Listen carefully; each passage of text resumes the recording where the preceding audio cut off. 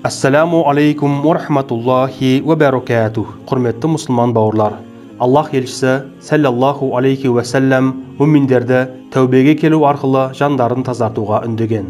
Қасиетті Құранда бұлай айтылған: расында Алла тағала мүминдерге қамқорлық етіп, олардың ішіне өздерінен оларға Алланың аяттарын оқитын, оларды тазартатын және оларға кітап, хикмет үйрететін елші жіберілді. Өйткені олар бұрын ашық адасуда еді. 3-ші сүре 164-ші аят. Төменде күнәдан тазартатын 5 зікірді келтіретін боламыз.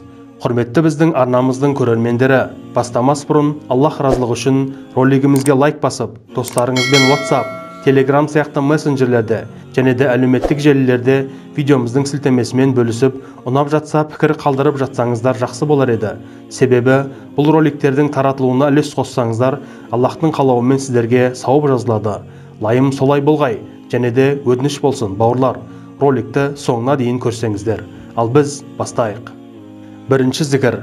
Пайғамбарымыз саллаллаху алейхи ва саллям былай айтқан: кімде-кім әр намаздан кейін 33 рет Субханаллах, 33 рет Альхамдулиллах, 33 рет Аллаху Акбар деп айтып, одан соң Ла илаха иллаллаху вахдаху ла шарика лах, лахул мульку ва лахул хамду ва хуа аля кулли шайин қадир деп айтатын болса, онда оның күнәсі теңіздің көбігінен көп болса да кешіріледі деп айтылған.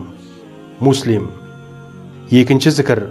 Аллах елшісі саллаллаху алейхи ва саллям былай айтқан: кімде-кім күніне 100 рет Ла илаха иллаллаху вахдаху ла шарика лах, лахул мульку ва лахул хамду ва хуа аля кулли шайин қадир деп айтатын болса, онда оған 100 құлды азат еткендей сауап жазылып, 100 жақсы амал жазылады, және де 100 жаман амалы өшіріледі, және де сол күні күн батқанша шайтаннан қорғалатын болады. Оның жасағаннан артық ешкім жасай алмайтын болады делінген. Бухари, Муслим. Және де хадистердің бірінде, егер адам күніне 100 рет Субханаллахи ва бихамдих деп айтатын болса, оның күнәсі мұхиттың көбігіндей болса да кешіріледі делінген. Бухари. Үшінші зікір. Көп сөйлеген сайын біздің күнә жасауымыз артып отырады. Мысалы үшін бос сөз, өсек аян және тағы басқалар. Осындай күнәлардан бойымызды аулақ салу үшін Аллах елшісі саллаллаху алейхи ва саллям мүминдерге келесі зікірді өсиет еткен: кімде-кім жиындарға қатысып, қажеті жоқ сөздерге тартылса, мына дұғаны айтсын: Субханака Аллахумма ва бихамдика ашхаду ан ла илаха илля анта астағфирука ва атубу илейк.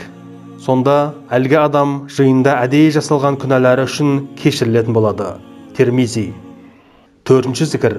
Саад ибн Абу Ваққас Аллах елшісінің саллаллаху алейхи ва саллям былай айтқанын келтірген: кімде-кім азан шақырылғанда ашхаду ан ла илаха иллаллаху вахдаху ла шарика лах ва анна Мухаммадан абдуху ва расулуху радиту биллахи раббан ва би Мухаммадин расулан ва бил ислами динан деп айтса, соның күнәсі кешіріледі делінген. Муслим. Бесінші зікір.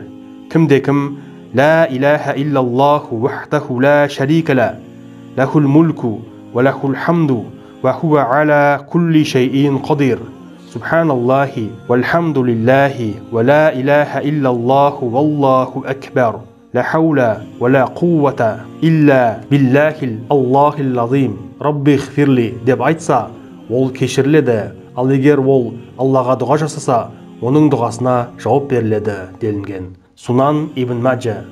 Жоғарыда келтірілген зікірлерді айту арқылы мүмин өзінің шынайы хал-ахуалын сезініп, өз құлдарын кешіріп, оларға өзінің мейірімі мен кешірім есіктерін ашатын Алла тағаламен байланысын нығайтады. Бауырлар, видеоны соңына дейін көргендеріңізге Аллах разы болсын. Арнамыздағы басқа да роликтерге мән беріп көрсеңіздер, назарларыңызға рахмет. Ассаламу алейкум ва рахматуллахи ва баракатух.